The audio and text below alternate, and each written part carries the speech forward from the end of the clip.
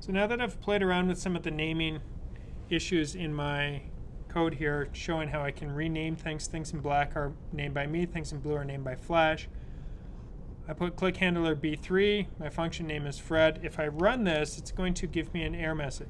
Now one thing that happens, your Swift will still run, but none of the code will work. So I can click and so if you run it and you're like, well, how come my code's not working and my stop suddenly stopped working?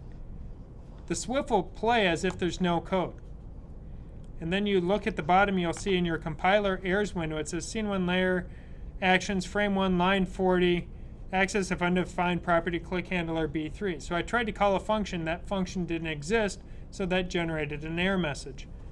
Now I can open up my actions and get to that, or if I double click here, it goes to and highlights the offending line.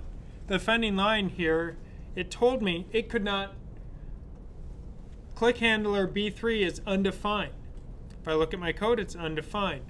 So if I copy that name and paste that in here, it's now defined. If I run this, now it works.